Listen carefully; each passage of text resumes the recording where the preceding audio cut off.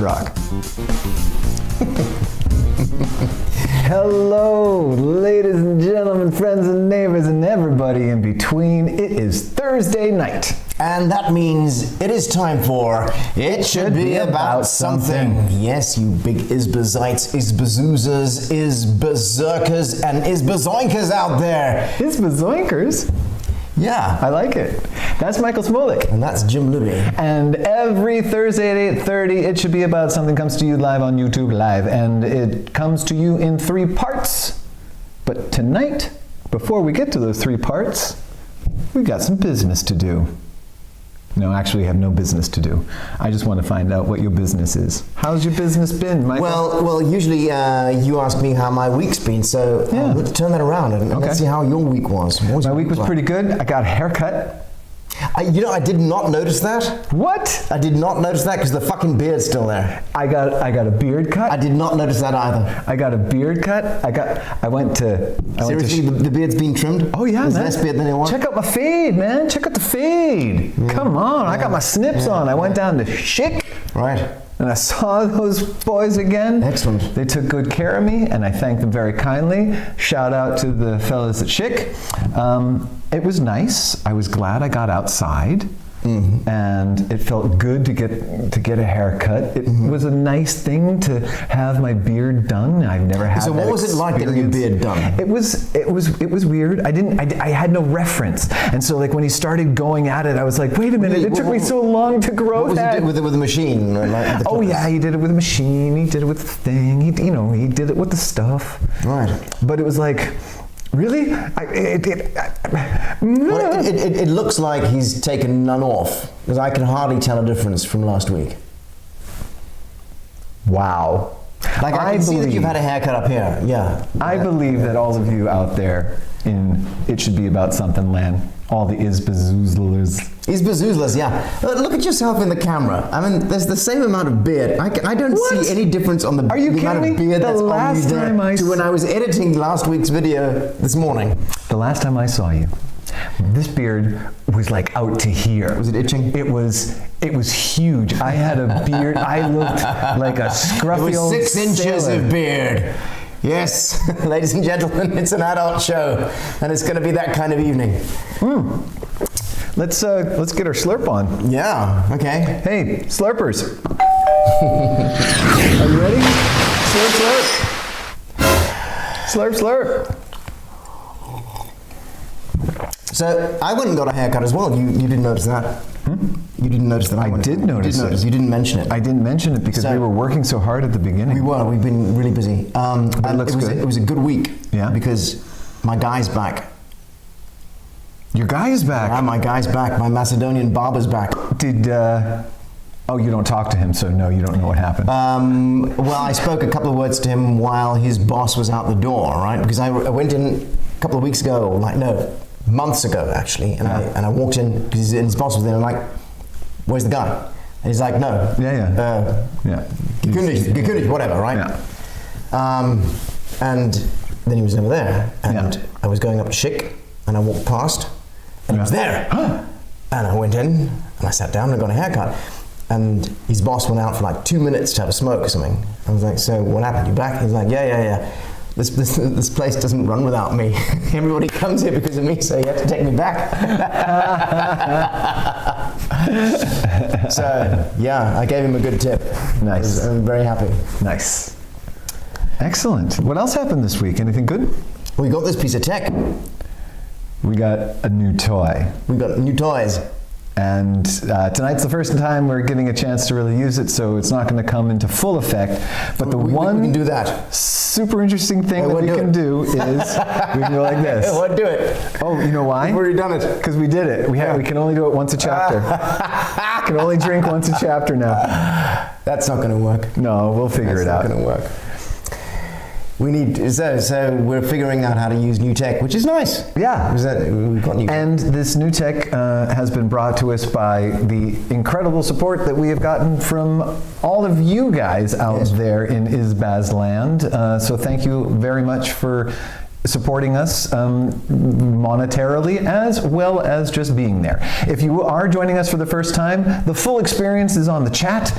So get on the chat and say hi. Let us know that you're out there. Speaking of which, Michael, who's out there? Well, we got a follow of Clay, who was here second to Andrew. Coming in third, really close third. It was a photo finish, was Philly Girl 1000. Coming in really fast, it was a very close third. Photo finish. Pavlov's dog was here right dog from the coming start. around the left bend. Verena's golden, and, silver, Jim, hello. Oh, flirting with Jim. Verena, everybody, wave to Verena. Wave at the screen. Wave to the screen. And that's like all we've got in the chat right now. All right. Well, we're very glad to have all of you folks out there, and thank you very much. Jump on in and say hi, and we're going to get to it very soon. Michael. Jim. Today has been the first day that, as far as I know, officially, that everything is really, really open. Right? Well, yesterday, yes. Okay. Last night kind of thing. Right. Oh, no, it was yesterday. Yesterday was the first day. Okay. Mm-hmm. Have you taken advantage of that at all? Yeah, I totally shit the bed on that. Yeah. I was talking to a colleague the other day, and she was like, so what have you got planned? And I was like, yeah, well, we were thinking we'll go to our favorite restaurant on the 17th, on the 19th, and do that. And I was like, but we forgot to reserve, and there's probably no fucking chance we'll get a table or anything. Right. And I was speaking to Christina in the afternoon after I got my hair cut. And we're like, well, should we just try it? We call them up, we got a table. Yeah. And then I came here and I was working. Yeah. And then I got up to go home and pick her up, and I realized I hadn't got a fucking test that day. And the test that I had expired at 2 o'clock in the afternoon after I got my hair cut. So I run up to the fucking Teststrasse, and of course there's a queue out the door of people like around the block. And I was like, fuck. So I had to call my wife and say we can't go out for dinner for the first time in 6 months or so. So she was really pissed off at me. I really fucked that one up. Yeah. So we had Tuesday night's leftovers for dinner last night instead of Italian. Yes. I have to say I missed it, and I didn't miss missing it. I did not miss missing it. I'm not quite there yet. I'm not ready to go to a restaurant. Well, I didn't actually think I was ready either until we were like in the kitchen. We were like, huh, euphoria! We haven't felt euphoria in months. I haven't. Euphoria? For me, it's been like a euphoria. It was serendipitous euphoria. It was like a you wanna. Yeah. But when I called up the restaurant and said, fuck, I'm so sorry, I reserved a table, but I can't come, they were like, it's okay, just come next time, because there were probably people around the block waiting for a table, so they didn't really care. Interestingly, on my way here today, it was, the first time that I went outside for a while, and there was a lot of people out, but it didn't feel like there were more people out on the street No, it's the same amount of people as always out on the street. than normal. Yeah. But I did walk by one place and kind of locked eyes with a dude that was at a cafe. He just kind of looked up, and I kind of locked eyes with him, and it was weird. Mm-hmm. It was an unusual sight. Right. Someone sitting in a restaurant. To see someone sitting. See, I didn't see anybody sitting in a restaurant. Window. But Christina came home yesterday afternoon and she was like flashed because all the restaurants in the 7th where we live had people having lunch. Yeah. Right? Sitting at tables, getting drunk on the afternoon, on their lunch break, all drinking white wine and spritzers and whatever. Yeah. Right? It's like, yay! Good times are back. I don't know. I can't believe any of it until I have to wait for 2.5 more weeks. Like after this, You mean when you get your 2.5 to 3 more weeks? No, just to see what happens. Oh, I see. Right. Because euphoria brings people together, and people coming together makes the pandemic go round. Yeah. Okay. That's all I'm worried about. Yeah. I'm not there yet. I'm not there yet. That's cool. I'm glad people But are it's up. like we've been really, it's been so weird, and it's difficult to get out of that mode. I know. I mean, there's so many people who are now, like colleagues of mine I'm dealing with on a daily basis, or, on a regular basis at least, who are in their 60s or early 70s, and they've all been vaccinated. Yeah. Right? And they're like, oh yeah, come in, shake your hand, almost give you a hug, and you're like, dude, just... I'm not there yet. I'm not there yet. Like, speaking of that, though, I did get my Tamine. I got my appointment for the jab. Mm-hmm. Double Pfizer elite status, baby, coming at you. That's right. I got mine. Are we going to go on the same day? I don't know. I'm going on the 4th of July. 4th of June. No, I'm going on the 8th. When's your second one? On the 9th or 12th of July. Mine too. Mine's on the 9th of July. Did you check this out? Verena went for a jab and they broke her arm. She broke her arm somehow. Verena has broken her arm. That can only mean she's about to break up with somebody. Yeah. What's happening, Verena? What's his name? That sounds awful. Yeah. She's got a broken arm. What's his name? This is not what we're talking about. If you're an old Isbazer, you'll know Verena has strange luck in both love and horse riding. My God. Okay, so drop us a line there, Verena, and tell us how you managed to break your arm. Maybe this is your super talent, your super useless talent. Oh, we all know what her super useless talent is. She can tell when she's about to break up with somebody. Because she's broken her body part. She will have hurt herself. It's a great radar. That's God. That is. We only laugh because we love you, right, Marina? Yeah, but I think we're buying you drinks the next time. Yeah, definitely. That's really tough. Damn. Tough. But yeah, let us know what happened. We want to know what happened. You should see the other guy. Did you kick him right in the dick? All right, I think that's enough. Ladies and gentlemen, friends and neighbors and everybody in between, as we say, it should be about something. Oh, but he's still around. It's like she broke her arm, but the guy's still around. Oh, not for long. I'm going to try this again. Michael won't interrupt me. Sorry, I won't interrupt him this time. Ladies and gentlemen, friends and neighbors and everybody in between, as we said before, it should be about something comes to you in 3 parts. And this is chapter 1. Dang. That's so smooth. Smooth, baby.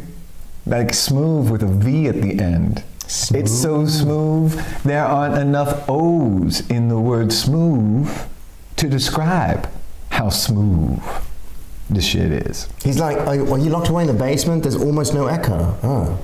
Well, we're trying a slightly different audio today. Yeah. So if there's no echo, I think that's a good thing, isn't it? That should be a good thing. Slurpy slurp. Slurpy slurp. So, we are now in chapter 1, and we want to talk all about the best place you ever lived. So, we'd like to know, where was the best place you ever lived? Michael, just so we know, I want to get just a quick parameter. How long do you have to stay somewhere to say you live there? I think everybody should just define that for themselves. I was thinking about that this afternoon as well. And if you feel like you live there, you live there. Okay, I don't very bullshit answer. I don't want to put a time on it. You could say, okay, so I was working there. I think if you called some place your home for a certain period of time, and you were kind of settled there and you had your stuff sorted out, you live there. Yeah. Okay. If it's for 3 months. Can't you just say 6 months or in a year? I think it could be 6 weeks. You don't live somewhere for 6 weeks. You work somewhere for 6 weeks. You hang out somewhere for 6 weeks. You don't live there for 6 weeks, right? Okay, so your definition can be that. All right. And my definition is going to be mine. All right. Best place I ever lived you guys was this house I went to once for 23 hours. It was the best place I ever lived. Yeah, just keep on making up bullshit like that, and All right, so depending on your definition of living, where's the best place you ever lived? So, Michael. Well, I think the best place I've ever lived is Vienna. Okay. I totally second Mr. Perkins here. It's got everything. Every other city that I've lived in is in some way inferior to living in Vienna. I believe this to be absolutely true. In fact, I think I could say empirically it is true. Because Vienna constantly kicks ass. Yeah, and it just keeps getting better. On every metric. Yeah. There's a great site, maybe somebody can do some ground control on this. There's a great site called Expatistan. Expatistan. I think it's a .com. And there you can compare cities on lots of different points about like how much does milk cost, how much is the average rent, what's transportation like, and you can put in one city and compare it to another city.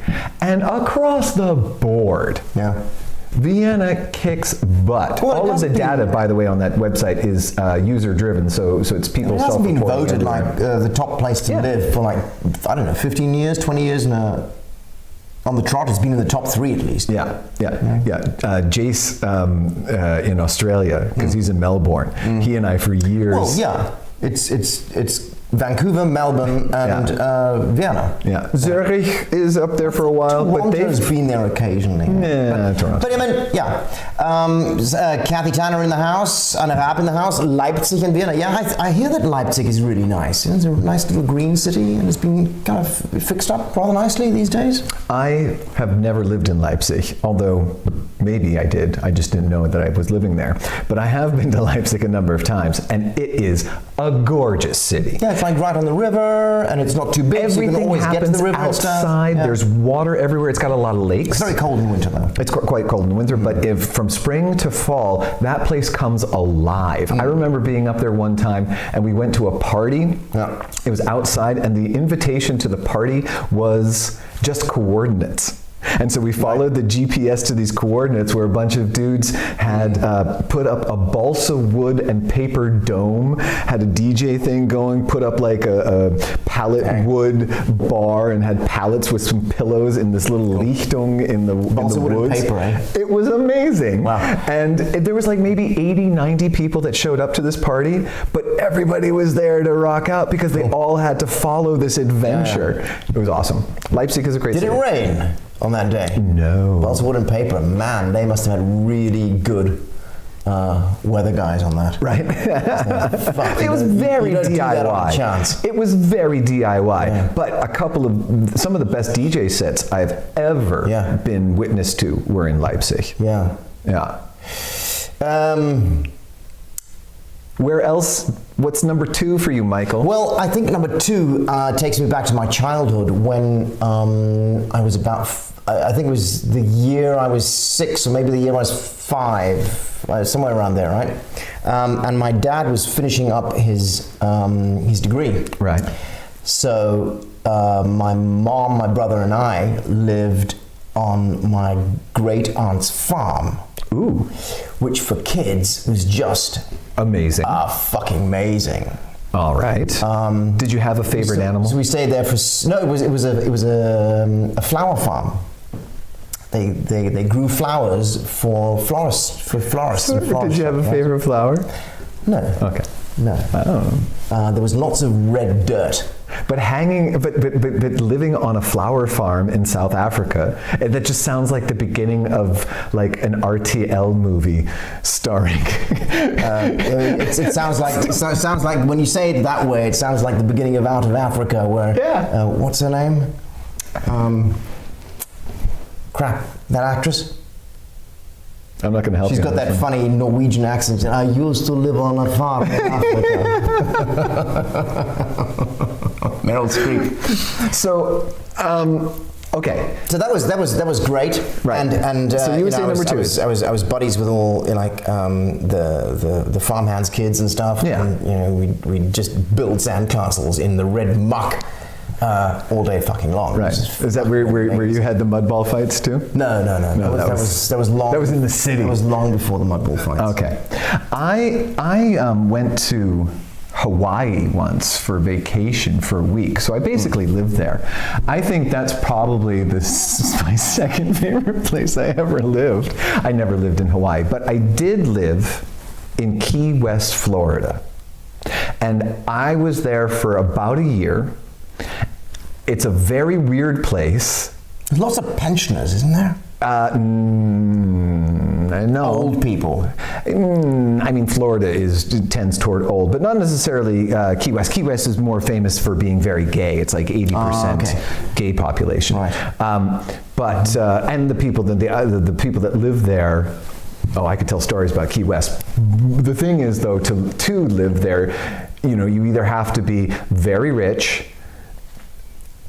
It's a town for fucking and drinking. And if you can't make money doing one of those two things, then it's really hard to live there. Don't ask me what I did. Fucking drinking. But a lot of fucking drinking. But it is a really beautiful place because it's subtropical. It's 90 miles north of Cuba. Yeah. It is. So you've got good food, sunshine, and the beach. That's right. Yeah. That's right. That sounds like a pretty good recipe for a sweet place to live. That said, living in Maine, growing up in Maine, I was very happy, very lucky to have grown up in Maine, and Portland is a beautiful place. It's just a very, very cute city, but I'm really glad I don't. Let me ask you this though: when you did come to Vienna, yes, how long did it take you to decide that this was one of the best places to live?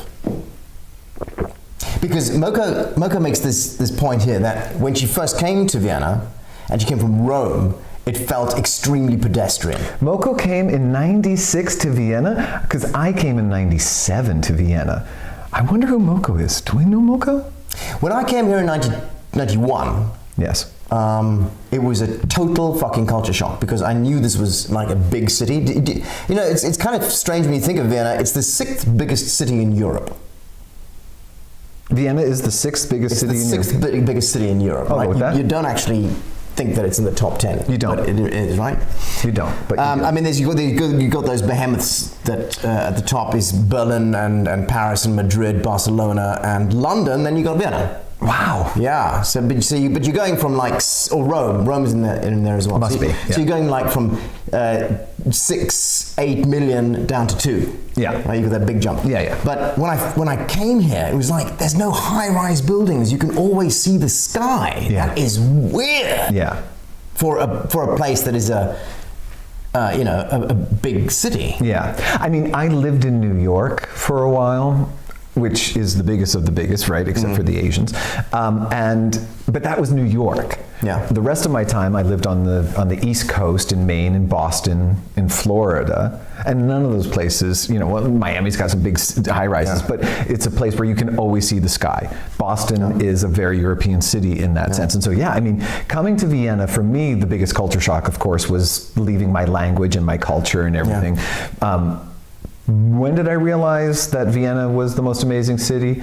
Probably only when it was told to me. Only when I started, reading in The Economist that it's being named the best city, and then realizing, I mean, because you kind of take it for granted. I came to it new, and for me, Vienna, when I came in '97, as opposed to Moko, it was, for me, exciting and wonderful, and everything was an adventure, and there was something. But you weren't coming from Rome. But I wasn't coming from Rome. Exactly. That makes a big difference. I was coming from Boston. Yeah. But I was also, in love, and it was, So you came here with the rosa brille on. Oh, absolutely. Yeah. Absolutely. Hey, Toxic E12T13 in the house. Toxic E12T13. It sounds like a Terminator. Okay, so London. So is a place that I'd actually like to live at some point. Oh, I lived in London for a while. Like an interesting place to live, I think. Yeah. It's very expensive. That might turn me off. It's very expensive. But that's the thing about deciding where to live, though. Because we've lived in some pretty wonderful places. We've lived in some really great places. But if you had to move, where would you go? Italy. Okay. Like I really like Bologna. Bologna is very like cool. one of my favorite Italian cities. But wouldn't you? Okay, and maybe this is a whole Rome might be a chapter. bit too big for me. This might be a chapter. think it is. Maybe we should do a chapter of like you could, on the where would best you? place to live. Yeah, or your favorite place to maybe go and live. Yeah. Your dream. Because I think there's some things that you got to talk about. Like, do we need? What's the cultural offering? Are we near the ocean or not? Is it near a big city or? There's all kinds of things to think about. I think getting some perspective on what other towns were like made me like coming back to Vienna as well. Because I lived in Vienna until 1999. Continuously. Right. And then I went and lived in Salzburg for a year. Oh, I lived in Salzburg. And then I lived in Cologne for 6 months. I lived in Cologne. And then I lived in Linz for a year. I lived in Linz. And then I lived in Bolzano for 6 months. I lived in Bolzano was great. I had a lovely little apartment there. I lived in Bolzano. It was like 3 days. Food So good. in Bolzano and just the produce. Oh man, that's okay. So that's what's good about Italy is the vegetables, man, and the food. Okay, Slurpy. Can we do it? No, we have to wait for the next chapter too. We've already done it? Yeah, we're still in chapter 1. But we used it in the intro. All right, hey everybody. Yes! So, Kathy Tanner came here to stay for 1 year in 1972. Italy is great, but it weren't for the Italians. Verena. That's a very Viennese thing to say. Andrew was talking about his rooftop flat that he had when he was here in Vienna.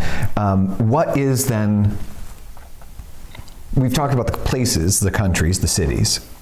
Do you have a favorite apartment that you ever lived in? Because like I stayed in this place one time overnight. It was like a one-night stand. Basically, yes. I lived there, and I lived in that apartment. It was amazing. There's one other Viennese city that I've lived in is Villach. I've lived there. Oh yeah, I lived there. Like in sections for at least 18 months or something like that. But I had a great apartment. Best apartment? Was that the best apartment you ever lived in? I wouldn't say it was the best apartment that I ever lived in, but it was definitely one of the most interesting, and it had some great things. It was the top floor of a hotel. Right. It had 2 huge rooms, so I could like have a studio, lounge kind of thing, and a bedroom office kind of thing. Like it was rooftop, and it was right in the middle of town. And the hotel had this wellness area as well. Wait a minute. In Villach? Villach, yeah. I think I visited you there one time. That's possible, yeah. Yeah, that was an amazing place. That's a nice place, yeah. On that street, like when you came down from the train station on the right-hand side, I want to say. Train station on the right-hand side. Like you're coming down from the train station if you're going to the Kongresszentrum. Like, yes. It's the Hotel Post. Yeah. Yeah, I was there. The top floor of the hotel. I lived there too. Yeah, I lived there. He lived there. I lived there, basically. By definitions. Yeah, by definitions, I basically lived there. So that was nice. That's a great apartment. Yeah.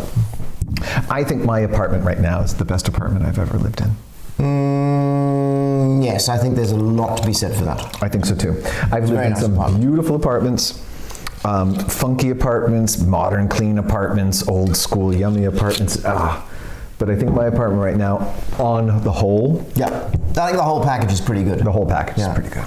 I've had some pretty sweet apartments as well, but I think the place I'm living in now is also like at the top of the list. Absolutely. You get that morning, you get the, it's nice. Yeah. Well, ladies and gentlemen, friends and neighbors, and everyone in between, chapter 1 on the best place you ever lived. I think we've covered it. I think we did cover it. Yeah. We're going to put that into the notes about on the best place to live. We're going to definitely make that an upcoming chapter. Yeah. Mm-hmm. And so, Michael, let's do this. We're going to move on now to chapter 2.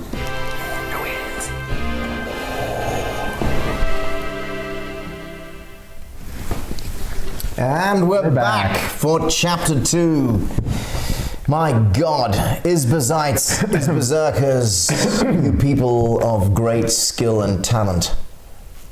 I saw Dave Moskin in the chat. I did too. Did you see that? I ran into Dave Moskin on the way here. I hear he's working out. He was working out, looking good, brother, looking good. And I realized I was doing that thing that I've been doing lately because I haven't seen people for a long time.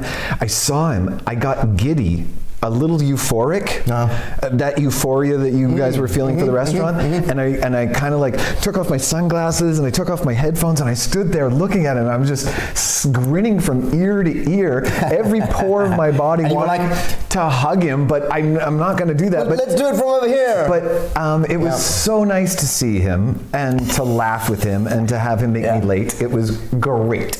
I loved it. Check this out. We've got a fight going on in the chat here. Verina's like, yeah, Italy, but without the Italians. Mocha's like, excuse me? I'm deeply offended. Fight! Yeah. Present company excluded here. So we're talking about your weird, useless talent. I think we should talk about your talents, whether or not we deem them as being useless or not.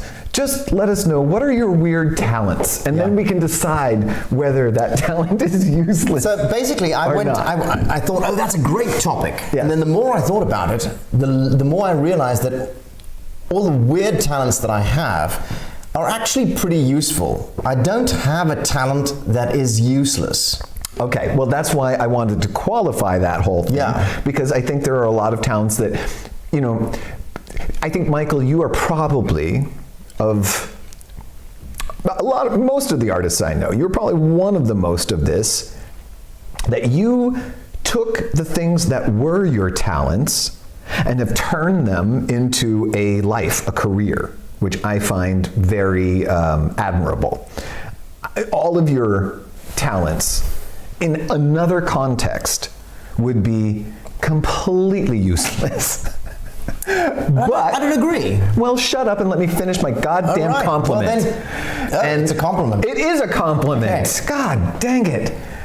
But you have found a way to take those talents and package them together that has created something that I think is very, very cool. So that is why I wanted to qualify whether it's useless or not. I think we should just talk about the talents. And then we can decide and judge whether they're useless or not. Well, for instance, bending your knees back to an alarming extent, and thank you for the compliment, by the way. Yeah, you're welcome. Is a pretty useless talent, I think. Bending your knees backwards. Yeah, like to an alarming extent. Right. I mean, scaring small children might actually be useful. Application number 1, freaking kids out. So, I think... Again, let's reserve the judgment. Yeah, sure, absolutely. Okay. Oh, Pavlov's dog can write in mirror. Pavlov's dog can write mirrored. Me, that's not a useless talent. That's something I want to learn to do. Why would you want to write mirrored? I just like the way she wrote it, mirrored. It sounds like the bishop from The Princess Bride. Marriage. It's very English. Mirrored. Corollary. So that when you're writing, so you can write on the window. Yes. And people can read it on the outside.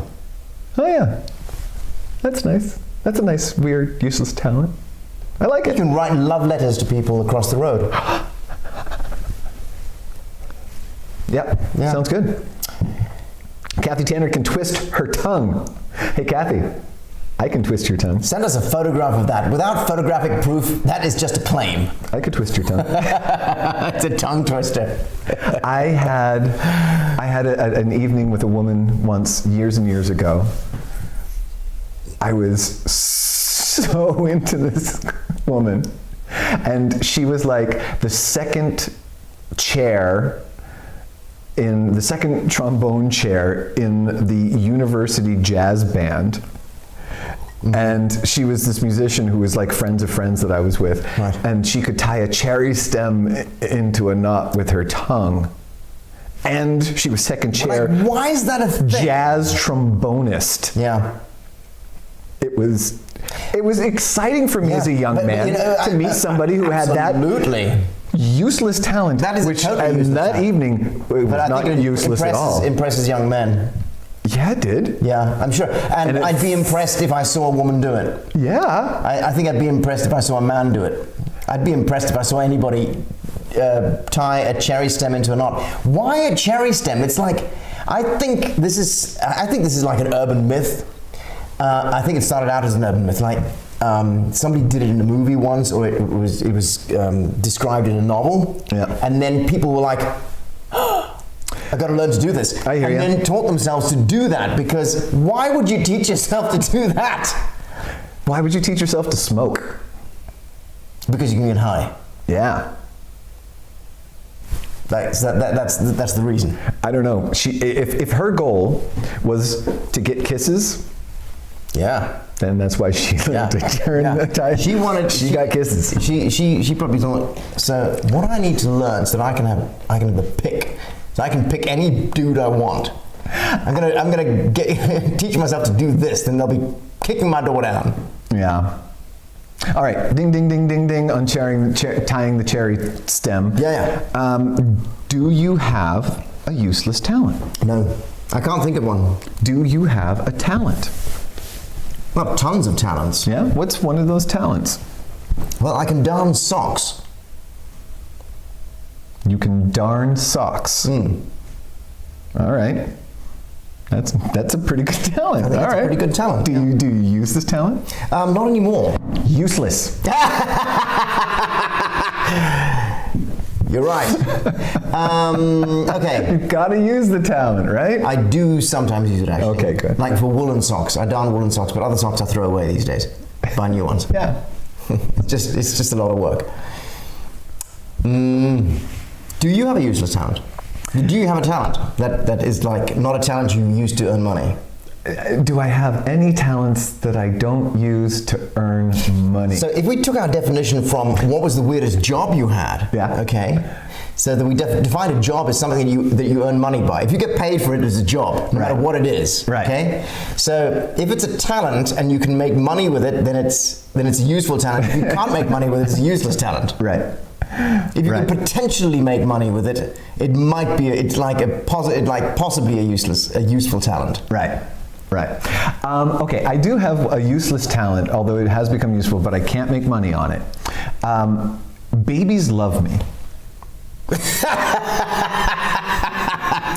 And maybe it's like one of those things where, people who hate cats always go to them. Do you know why cats do that? Why?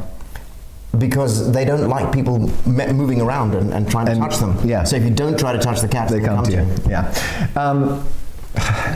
Yeah, no, and I don't hate babies, of course, but babies love me, and I can generally get a baby to sleep or to laugh or whatever the parent needs. Babies will stare at me, like on the U-Bahn. Okay. And I think I could be a baby whisperer. Well, maybe this is a potentially useful talent. It's a potentially useful talent, but I've never been able to make money with it. But you use it to good effect. I can use it to good effect. That's true. So again, it's not we don't need to judge. Yeah. No. Or we can reserve judgment. Yeah. Talent, is acting. Yeah. If you can't use it, then is it a useless talent? Well, I had another talent that's pretty useless. Generally, I can tell you how much time has gone by very accurately. Like from doing voiceovers and stuff. Yeah. Like if somebody tells me, okay, you've got this text, you need 13 seconds. I can tell you, I can get it done in that time. I've always had a pretty good feeling for time. Yeah, but that might be more of the musical talent. But I could also Possibly, yeah. Generally, I can also look at the clock when it's. Maybe this is not a talent. Maybe this is just a coincidence. But I can look at the clock and it'll be 11:11 or 22:22 or 13:13 or 15:15 or. I got it. Yeah. I do that all the time. I don't know if that's a talent. Oh, you mean you watch the clock too much? No, but when I look at it, it's like I'll just be like, oh, geez, saying look, 007. My clock is always saying, no, 0, 0, 0, 0, 0. I don't know why. And that is definitely a useless talent, if it is a talent at all. I think there's no skill involved. There's zero skill involved in that. It's like being around in a room with clocks. I can wiggle my ears. I can lift both eyebrows independently. I can only lift one. Pretty good. Marcus was saying he can bend the last digit in all his fingers at the same time. So my fingers curve. That rake hand, you put it in under the door and get somebody else's mail or something. That might actually be you. Ow, I hurt myself trying to do that. Follower of clay can embroid. Yeah, see, now that's a very useful talent, unless you don't use it. Yeah, you probably don't. I would imagine follower of clay is not so on the subject of follower of clay and talents. What the hell is happening? Yeah. What the hell is happening? Check it out. What the hell is happening? Yeah. What the hell is happening? So we're on the subject of talents, but not useless talents. What? Dang. Fucking follower of clay made this with his skill and his talent, man. It's alcohol in a bottle. It's handmade alcohol in a bottle. This is crazy. Check it out. Follower of clay sent us a person. Me. What? It's mine. It says here, dear Michael, dear Jim. I have this. This is admissible in court. This is amazing. So this is follower of clay, original follower of clay mead. Get the shit out of town. Michael, go get us glasses. Yeah. You're the one. See, and while you're gone. This is my talent. I get myself to. I hope I can read this. Dear Michael, dear Jim, I hope this bottle finds you well. It contains the first homemade mead crafted from hand-picked ingredients from the esteemed Aldi shop around the corner. Here are some tasting notes for you. Nose. I'll wait for these. I'll wait till he comes back and then we can read them together. Finish. Keep reading, I've already read that. Oh, well, I know. I want to read it for everybody when we do it so that we can talk about the nose and the palate, which follower of clay has all let out. The finish. The awareness that this stuff might... The awareness that this stuff might kick like a mule. Also, there seems to be some honey. Be, like a buzz bee, safe. Hey, what's the scariest bee? Boobies. All right, follower of clay. That's the nicest bee. Yeah. Okay, what's the only bee that gives milk? Boobies. Okay. And this one says, Dear Jim, this card is a quest. What do I have to do, you ask? Find Richie, I say. Okay. Richie is on this card. Is that Richie? I think, is this Richie in the green hoodie? Is that Richie? It could be. I don't know. According to Mr. Andrew, you have a disease called Bardet-Meinhof phenomenon, which is once you've noticed something once, you keep noticing it.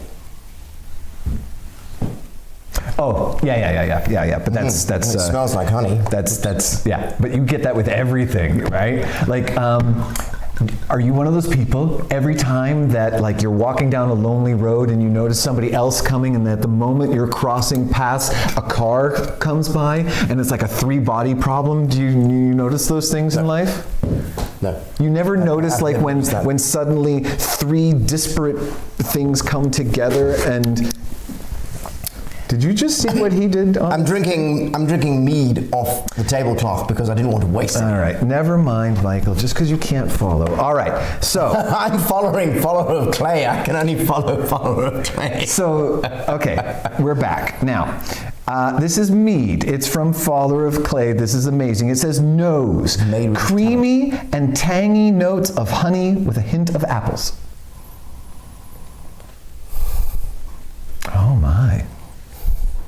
more than a hint of apples. There is. I can smell some vanilla in there. There's vanilla. Ah, the honey is in the background. Lots of honey. The honey is nice. There's definitely at the top a ton of apple. Okay, drinking. Oh, okay. Wait. The palate. Let's have a little taste, and then we can talk about it.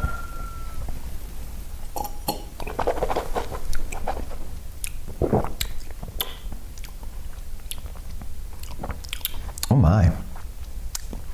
Oh my. I think it's very nice. It's got it tastes a little bit like a very, very sweet Chardonnay, like a dessert wine. Well, it is mead. I'm getting notes of blackberry. I'm getting banana. I'm getting the sweat of a father who has slapped his child for the first time. I'm getting slight hints of regret from life. No, I'm kidding. Okay, the palate. I'm getting the feeling if I have 2 glasses of this, I'm going to be smashed. Dude, yeah, there is an alcohol content here. Tropical and creamy, like nectarines in a lemon yogurt that sat next to a half-naked girl for 11 days. Yeah, so one of Clay's useless talent is writing bullshit on greeting cards. This is amazing. This is so fucking good. Okay, now I've had mead a few times in my life. Okay, I like this. This is yummy. This is incredibly drinkable. We'll see how there's a fruitiness to it that is. It does have a little of a. It's on the citrusy. Yeah. Oh, yeah. And it's very yummy. The finish ends in the awareness that this stuff might kick like a mule. Also, there seems to be some honey. It's so yummy. Follower of Clay, thank you so very much. This is amazing. And we need to get Andrew together with Follower of Clay. Andrew once made some homemade stuff called Millimau. Maybe you can drop some knowledge on the Millimau, because that might be a Follower of Clay project that he might be into as well. Super cool. So coming on to back to anybody else's talents. Yes. Like, can you do any of these knitting and crocheting and crafting things like Pavlov's dog? You know, when I was 12, 13 years old, I was hanging out with my grandmother, my dad's mom, who I was quite close to, and she was an amazing woman. I may have told you some stories about her. She was very cool, and she was quite the knitting machine. She could knit anything, and she was fast. You know, she'd be like, she would knit a sweater within like an afternoon. Yeah, she was very fast at and at one point I was like, my joke was, Grandma, I am going to get you some steel wool, and you can knit me a car, because she was very, very good. And did she teach you? Well, she didn't teach me, but I did knit a sweater with her. And I still have that sweater today. No way. Several girlfriends have tried to get me to get rid of it, but I won't. My God, this is a revelation to me, because one of the talents that Jim has that is really useful is getting rid of crap. Yeah. But there's some I'm things surprised that you still have that. Yeah, I don't know. There's something like about you managed to not hang on to so much crap. I know. And you've hung on to that. Yeah, there's something really bound up about my grandma and the pride of having had done it. Is it all lopsided with different length? It isn't. It isn't? No, it's actually it was your first attempt and it came out? It's a very cool sweater, but it's a sweater that I will probably never wear again. Right. You know, like, I think the last time I was wearing it was as part of a original in the 90s grunge style ensemble, you know. Which is, you know, I'll never be that dude again. Although now that I got a beard, maybe it's time to go back. Maybe I can finally pull off, you know, Ethan Hawke. What was that movie with Ben Stiller and? I did not see that. Really? Ethan Hawke and Ben Stiller? Ben Stiller, Ethan Hawke, what's her name? We need to do one on movies. Yeah, we should, because we're so good at remembering it. Yeah. Keep it, Jim. He must mean the beard. Yeah. So I'm keeping up with this wine. Thank you again. This is amazing. I think we killed it on the useless talents. By the way, I think there's very few useless talents. I think we can safely say that there are very few completely useless talents. there are very few. Like even if you're not making money, if something gives you pleasure, yeah, then it's a useful talent. yeah. Just real quick. Sorry, I saw this in the chat. Now I know what it feels like to be you right now. Moko is saying which FB group? They're talking about an FB group. There is a Facebook group that Facebook kind of forced me into creating, and apparently Michael did a couple too. We have one now. We'll put that. Maybe somebody can ground control this and put a link to that Facebook thing in the chat. Yeah, I was looking for that Facebook group today and I couldn't find it, and then I had to go to our event, and then it turned up there. It's weird. It's because super weird. It And I don't know invited if me it's to worth create it. this Facebook group for the show, and then I did. And then it wouldn't let me add the Facebook group to the event, and it wouldn't let me invite people. And I don't know, Facebook. I think my next rant is going to be on Facebook. And I got somebody coming around to sort my Facebook woes out like next week. Cool. Andrew said he posted. I'm not sure where he posted, but Facebook group somewhere here. Oh, I see. yeah. But maybe everybody else understands what Andrew means Need by an that. official one. Yes. Well, I think we need have only one. We kind of have one where everybody's kind of getting in on that. And that's great that we have one. It's weird that we have Facebook stuff for YouTube. Is that a thing? Pollination? Yeah, I mean, we're constantly Maybe going it's talent. on. You go on Instagram and then you try to get Facebook to say, hey guys, go to YouTube. I don't know. We're just glad that you guys made it here somehow, however you did. Dave Mosker is saying my one and only muse. Is he talking about the mead? Hi, my one and only muse. I don't know what Dave is talking about. Maybe there, Dave's got something going with the mocha. Maybe Dave does have something going. Don't put it in the chat when the chats aren't accessible sometimes. I don't know what any of this means. I think it's time for us to go to a commercial, Michael. And while these guys sort this out in the chat, maybe we can talk about whatever this means and we'll figure it out. Let's do a commercial real quick. Thank you guys. Good work on Useless Talents.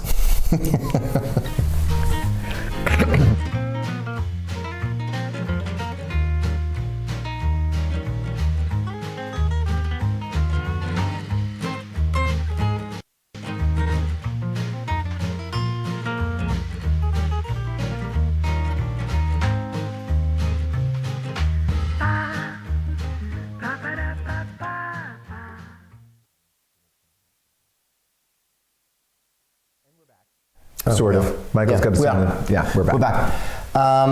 Maybe we could put that in the discussion underneath this video. Maybe that's a place to put it. Yeah, we'll figure it out. Is that the mead talking? Is that the mead? Is that the mead stuttering? Well, it's one of those things. It's one of those things. You know, for me, it's that weird dichotomy because of course we want more people to come and join us because we know how much fun it is. But on the other hand, it's so weird. It's so hard to keep up with that stuff. It's such an admin, It's an admin nightmare. It is an admin nightmare. Although I have to admit, we have gotten so much better at our admin. We've got a really nice. We have admin these days. We got a nice whatever the admin is that we do. We've gotten pretty smooth at it. Yeah. We've kind of got our moves down. It's only taken a year. It's schmoove. It's schmoove, baby. Yeah. It's schmoove. Can you remember? Was there something you wanted to say in this little thing here, or are we going to move on to chapter 3? I think we should move on to chapter 3, except for the fact that commercial that we put out, you know, just to say that you can support us. The people that do, thank you all so very much. It's always awesome, and our new toy is a direct result of that, and that's really cool. And maybe by next week we would not have been learned better to use able it. to afford this fucker without your guys' support. That's right. So thank you all very much for that. Nope, I don't want to talk about anything else except now it's time for chapter 3. I love it. Damn. Okay. Yeah. The most common lie. Here is the question, people. What is the lie that you yourself tell the most? Or the one you hear the most. And what is the lie that you hear the most? And or. Let's start, Michael. Yeah, so what's the lie you use the most, Jim? What is the lie I tell the most? Yeah. Well, I think the lie I tell the most is, I'm fine. Mm-hmm. Is that really a lie? I guess it's a lie. Yeah. Yeah. So you're qualifying a lie as anything that is not truthfully answering a question or something like that? How would you qualify a lie? If you live there for a day? Living a lie for a day is not a lie. No, you've got to use the lie like 7 times. Otherwise, it's not a lie. It's just a fib. I think saying I'm fine when I get asked how I am, even if it's not the case. Okay. That's cultural convention, perhaps, but it is a lie. It's just a lie that everyone knows. It's just avoiding getting into a long conversation about shit. Yeah, sure. Yeah, that's just cultural convention. So, what is the lie that I tell the most? Well, the lie that I tell the most is.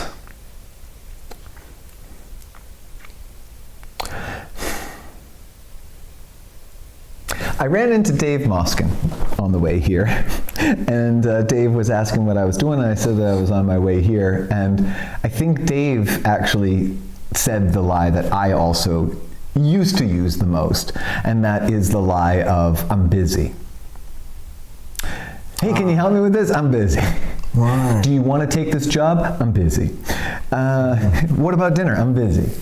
I think busy gets used a lot, but now, since the pandemic, everybody knows it's a very see-throughable lie. Yeah. Hey, what about Thursday? What are you doing? Oh, I'm busy. Motherfucker, no, you ain't. Yeah. I know for a fact you are not busy. So maybe I'm busy was a very often common lie. So Andrew just reminded me of lies that I've told. It's like he says when he takes friends flying, they lie about their weight. Yeah. Okay, so I don't lie about my weight, but when I used to smoke, I used to lie about how many cigarettes I smoked to the doctor.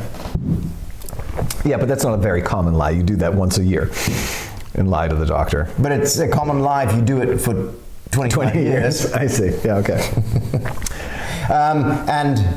And I think Kathy says she's 2 centimeters smaller than she actually is. Yeah, but she ain't got time to say the 2 in 152. Yeah. Also because, who's going to do the math? Kathy's not going to do the math. Kathy ain't got time for that. Kathy don't play that. No, Kathy's just going to keep on rolling. I'm 150. Just shut it. Yeah, don't ask me again. Although that might be a nice version of that song. 152, eyes are blue, but what the has anybody seen 10 air? Okay, whatever, shut up. Lying about your weight instead of lying about your height. Lying about your weight. Yeah, that's a common lie. Lying about your weight. What's making yourself taller?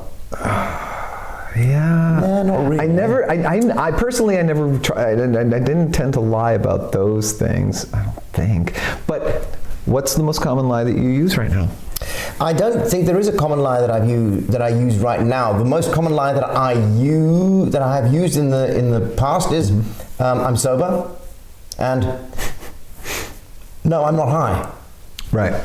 I believe though whenever you say I'm sober, I think you probably believed it.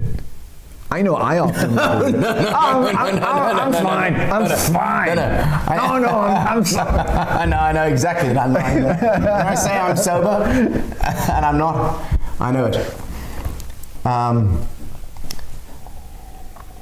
Yeah. There was a time where, my most common lie, of course, is lying about my age. I lie all the time about my age. A very common lie from me is. Wait a minute. I care. You can't just say that. You don't lie about your age. You don't tell people your age. It's not the same thing. Oh, I do both. You've never told me what. Oh yeah, you've never told me. But there are places where I am supposed to tell people, and then I would lie. Then you make something up. Very often. Yeah. Okay. I used Elvis Presley's Social Security number for a number of years. Like if I would go somewhere and they just needed like a number filled in, I would put in. How do you know Elvis Presley's Social Security? Because we went to Graceland. You know it off by heart. I did. I don't remember it anymore. Okay.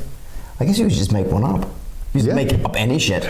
I had to go to pick up a package from DHL because they don't fucking deliver. They just put a tag on your door saying, "Oh, we tried," even though they never do. And then I got there, I was sick. It was cold, it was snowing, it was slurpy on the ground.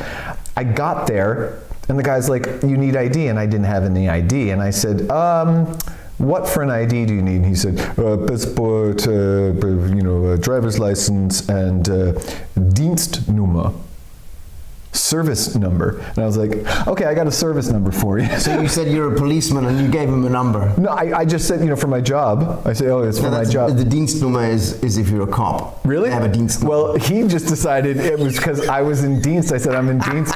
I said, "Okay, I got a Dienst number for you." I just gave him a string of numbers and he gave me my package. Because I was fucked if I was going to go back home and get my goddamn ID. Yeah, fuck that shit. Elvis had 2 Social Security numbers, 42705 in MS and 40952. I think I used the 40952.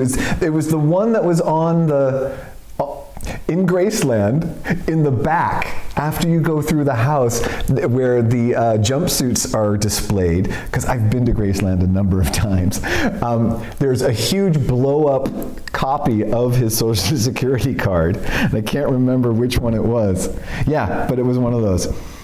I think that, check out what toxic E12 T13 is saying, when a teacher asks me something and I didn't listen, I say that I was on the toilet. So ask me something.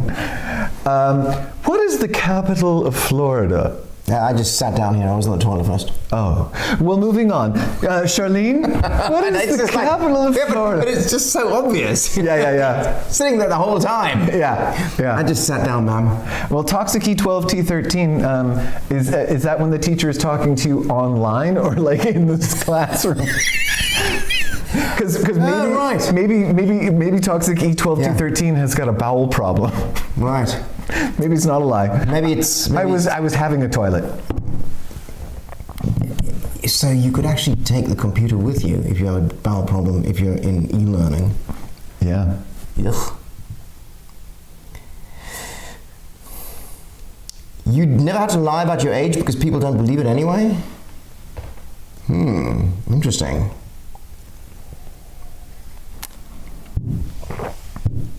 I don't. I just am quick with the web search skills. That's true. That is not even a useless talent. That's one of Andrew's super talents. Thank you, Mr. Perkins, for getting us there for that. So, the lie that you use the most is, "I'm sober." But you don't use that lie anymore. No, I do. Yeah? And do you lie about anything else? Do you lie about anything regularly? No, I don't actually. Do you remember? You're giving me a look like you lied to me every week for the past 6 months. Yeah. Just fucking admit it. So what was the lie? What's the lie you're thinking of? Just admit it. What is it? I don't know. Because there isn't one. Do you remember the first time that you actively lied? No. I'm remembering a time when I was in elementary school, and I'm guessing this must have been kindergarten, and I used to get a dime, 10 cents. Sounds like one of those, back in my day, my mother would give me 10 cents. And we don't need to ask how old he is. That tells us everything. I would bring this. No, because I grew up poor, we got. In lieu of pocket money, you got coins. Well, no, because we grew up poor, we had subsidized food at school. And so I would get my breakfast at school. And my mom would give me a dime because my breakfast at school would cost 10 cents. Right. And there was a time where I stopped going to breakfast. I would use that time to do something else, and I pocketed the dime. And I kept these dimes in my room, Right. in my bottom drawer, secreted away because I knew I was doing something wrong, and I was actively lying about it. And then my mom must have discovered the dimes. And Like she noticed that you had dimes spirited away somewhere before she noticed that you'd lost a ton of weight. no. I remember now. My mom asked me what I had had for breakfast, and I told her what was on the menu for the day previous. Because You fumbled it. I fumbled it. I fucked it up. I got caught in the lie. I think she must have been suspecting it. Did you lose weight? I don't remember. I was 5. Yeah, but you can get really skinny if you don't have breakfast as a Okay, kid. Michael, that's not the point of my story. The point of my story is about the lie, because I was doing it on purpose. And I remember when I got called out on it, that my mom was like, she wasn't mad, of course, she was mad that I'd lied to her. And it was kind of like the first time that I did that, and I felt awful about it. Later, I got over that very quickly, and I lied to her easily about things. But at that point, that was when I realized, oh man, lying can make your heart hurt. Yeah, but I think it's unfair to kind of push that on kids that way. Sure. Because the world is full of lies, and if you don't learn to lie, you're going to get fucked over. Yeah. So your parents should actually be proud of you if you learn to lie. Unless you screw things up with your lie, right? Okay, but then on the other side of that token, it was relatively late. It was like I was like 11 or 12. And we were visiting my mom's best friend, our Aunt Sam. Who was my mom's, she had gone to nursing school with my mom. Right. They were best friends. We called her our aunt. And I had lost a tooth. So the tooth fairy was coming. I was too old for it, but it was coming. And No way. There's no too old for a tooth fairy if you're getting money. That's a job. As a kid, that's a job. Losing teeth is a job. I love it. And I remember I was laying in a sleeping bag on the floor with my head in the doorway of a bedroom, because my sisters had taken the beds, and on this long hallway at the end was the kitchen, and it was dark, and at the end there was this doorway of light, and there was the kitchen, and my mom and Sam were hanging out, and they were two old friends. I don't know, my mom was probably around 35 or something like that. You know, she was just having wine with her friend. But I heard them talking because Sam asked my mom, how much money does she give the kids for the tooth fairy? And my mom was like 25 cents or whatever it was, you know, and Sam was appalled because how could you give so little? And then she realized, oh yeah, it's because you were raising 4 children on your own on a single income. It's fine. But at that moment, I started to cry. Not because I found out that there was no tooth fairy, but because it was in that moment that I realized that my mom could also lie to me. Right. And had been lying. Yeah. What was she lying about? Obviously everything. Right. She could lie about the goddamn tooth fairy. What else was she hiding? Oh, I see. I wasn't angry that I found out that there was no tooth fairy. I knew that. Yeah. I was saddened and frustrated and weirded out by the fact that I realized that my mom could lie to me. Not like, it's kind of like it was against the rules. So, she was on the side of the man. No, it was a good story. It's not a sad story. Huh? She was like on the side of the man, right? Well, it's just that, you know, your parents are She was complicit in the lie. She was just untruthful to me. Yeah. And up until that point, I thought, well, you know, she was right about all kinds of other stuff, and, you know, it seemed to be true. But now, wait a minute, what the hell's going on? Maybe she was authoritative about a whole lot of other stuff. It didn't necessarily need to be true. I don't know why you're defending my mother, Michael. I'm not. Okay. You've had too much mead. It's turning my answers into things you want to hear. Give me your glass. So, what is the most common lie that you hear?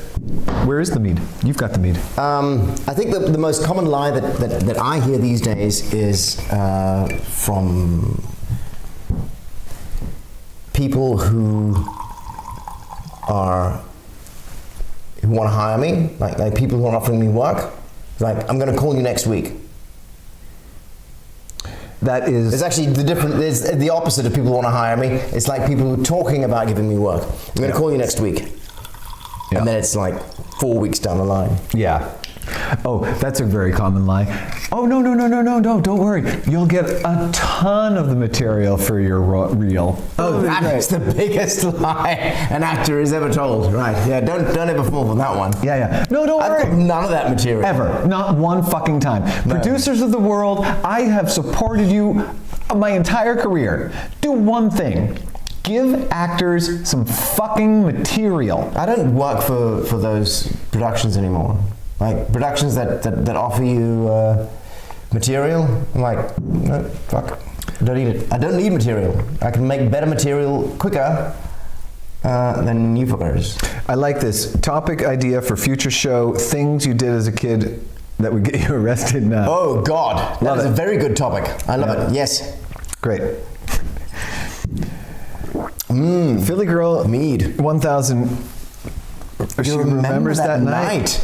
So, if you remember that night, Philly Girl, Philly Girl 1000, is that my mom? No, that's your sister. It's my sister.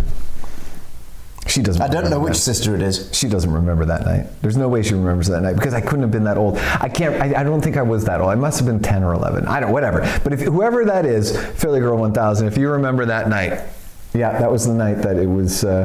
You're dead to me now. No, I'm kidding. I love you very much. I love you very much. So, Making Michael, tennis ball bombs.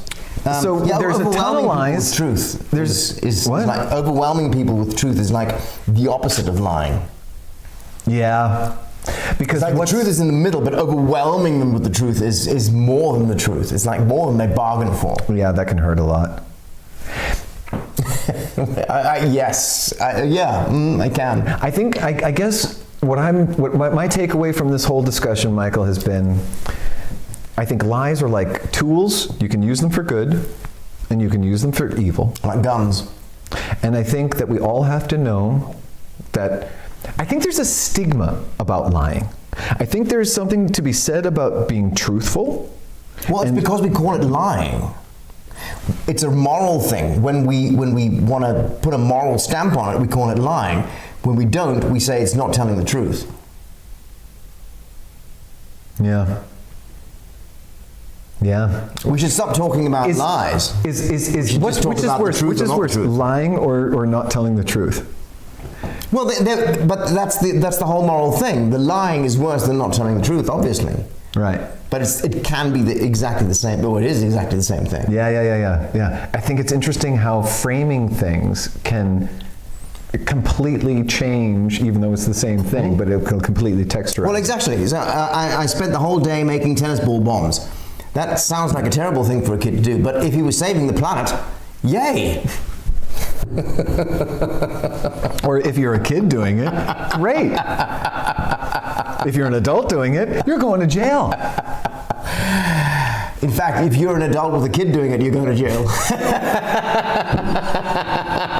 Well, maybe Andrew can put some recipes for tennis ball bombs on there. We might need them soon enough here in Austria.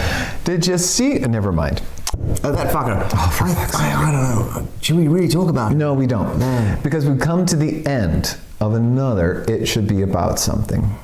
We covered all of the lies. We've maybe found some new ones.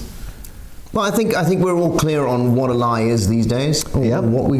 I think we've learned about some shit. Some useless and very useful talents. And we've got some good ideas about where we've lived and where we might want to, because we've got a couple of good chapters. I think we can pat ourselves on the back about all those talents. Like, we are the most talented group that I know on YouTube Live. This is like crazy. Nobody has all the talents. We could if our YouTube channel was a game of settlers, yes, we'd be fucking killing it. You know, when I was a kid, I played this game when I would go to church. I would play this game like, if the aliens came down and killed everybody on Earth, and the only people, or there was like some huge cataclysmic thing. Aliens. Whatever it is. Yeah. Some cataclysmic thing. Yeah. And the only survivors were the people in this room. Right. Who would become mayor?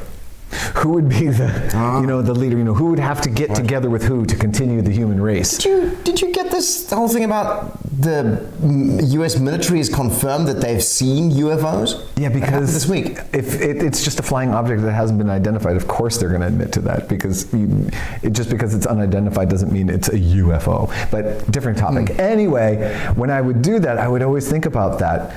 Like who would be with what? Who would be what?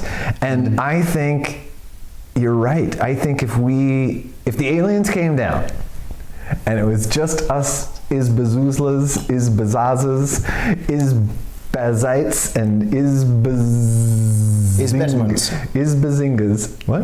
Izbazbetaments. Izbazbetaments.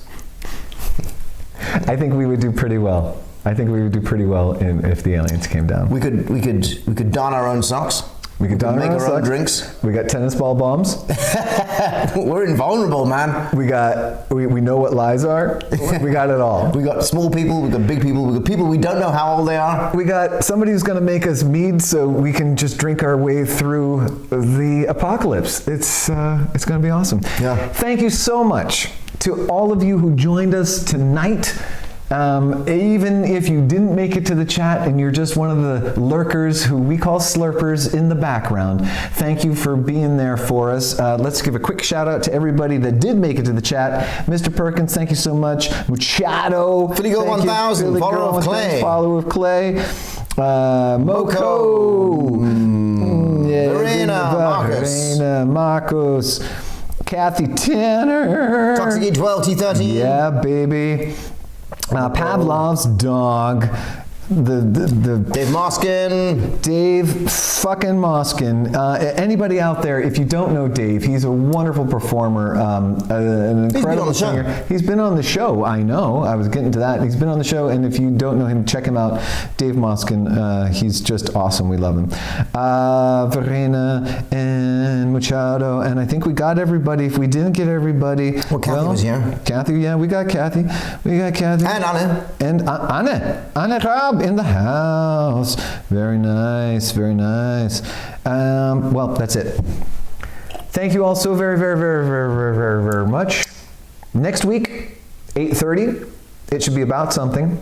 On Thursday, it's going to be our 46th episode. And I think we should, one of the topics we do should be in honor of Verena breaking her arm. I think so too. I think we should talk about things you've broken. 1,000 hearts. Hey, wait a minute, before we go, hey Slurpers. Yeah! We need like kids in the background going. I put some like weird random sound effects on it. Okay, slurp, slurp. Yum. Best is Baz ever. He said, as he broke my table, we're gonna hug this fucker out? Are we done? I think we should hug it out. We're gonna hug it out, and while we hug it out, this finger is gonna hit the cool new thing, and it's gonna just make the credits roll. Are you ready for it? Here we go. Oh yeah!